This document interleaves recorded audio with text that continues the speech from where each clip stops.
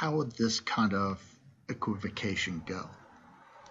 Well, Singer tells us the film director is likely to claim that his or her actions follow from their purpose of trying to make the best film they can given the constraints of their project. And hence, taking race into consideration becomes relevant given their purpose.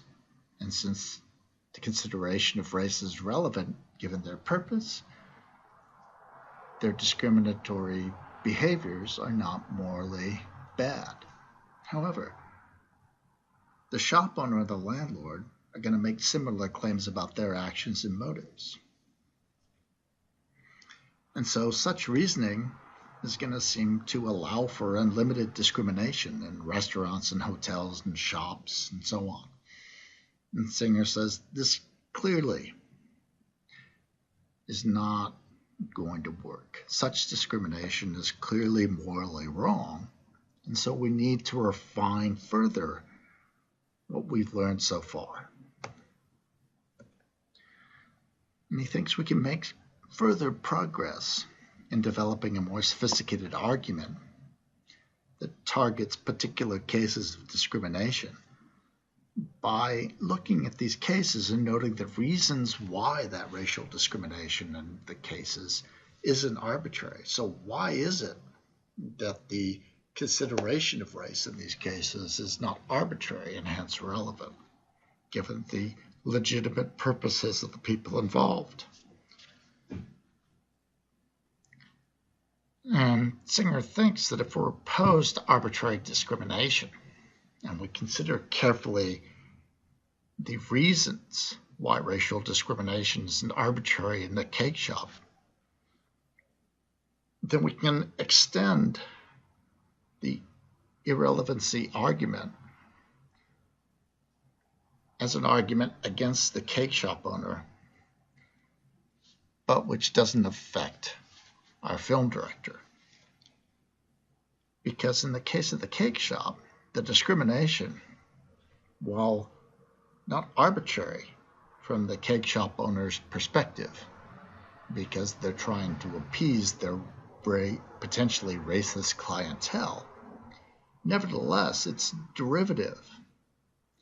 It is dependent upon, it is caused by the racist attitudes of the clientele, and hence it is indirectly and causally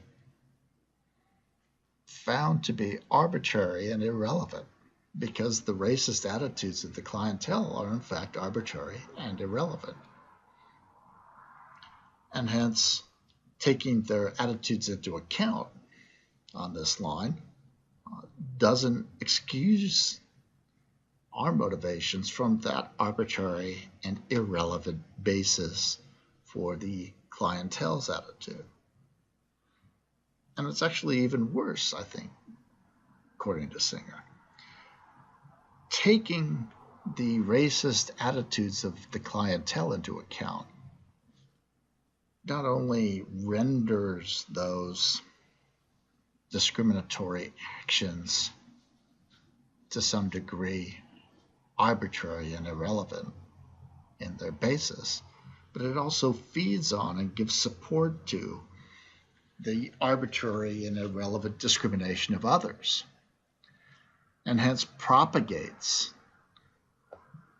a morally bad behavior.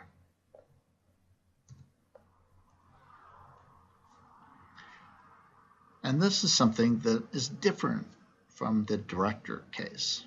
So Singer notes that the director's purpose makes the race of his or her actors intrinsically relevant. That is, to authentically portray the characters in the project.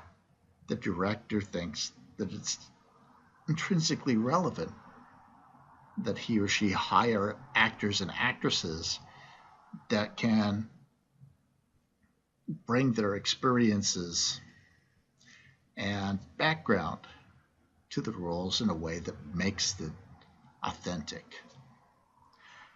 And this differs Singer claims from the cake shop case. And in fact, he thinks it also differs from the landlord case. So the purpose of the landlord and the cake shop owner renders race relevant only indirectly and derivatively as a product of the current arbitrary racial biases in their communities. And so for that reason, we can differentiate intrinsically relevant considerations of properties of individuals and groups like race and gender from indirect and derivative considerations that render such properties relevant. And we can argue against these indirect and derivative considerations as not making those considerations morally acceptable, even if they do make them relevant, given the perfectly legitimate purposes of the actors involved. Now, Singer thinks that we have to go farther still, because he thinks we can differentiate the cake shop owner and the landlord, and that we should, in fact, offer up a principal distinction between the cake shop owner and the landlord on the grounds that the cake shop owner will suffer a different potential harm should they forsake their racially discriminatory practices than the landlord will. So the cake shop owner is trying to appease the current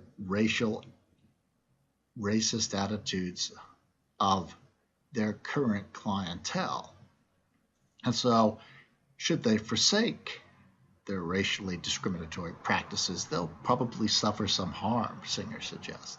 But that harm should be, he thinks, relatively short term, because it's a harm that results from the racist attitudes that are recurrent in the individuals at the time.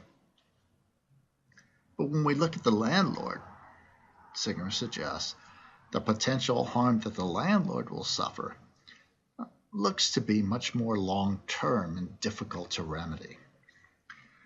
So if the landlord was correct, and Singer certainly isn't arguing that the landlord has any real reason to suppose that it's true, that statistically speaking, white applicants tend to default at a lower rate than black applicants. That sort of feature of the races of particular applicants, Singer suggests, is likely to be a product of something more than simply their current attitudes. It's likely to be a product of the attitudes of the communities in which they were raised, of the institutions which shaped them, of their own sense of themselves, and hence it's more complicated and potentially more difficult to eradicate than the arbitrary racial biases of a particular group of people right there, right now. So Singer wants to argue anyway. And so Singer thinks that the landlord potentially suffers more severe and long-term harm should the landlord choose to forsake that racially discriminatory practice.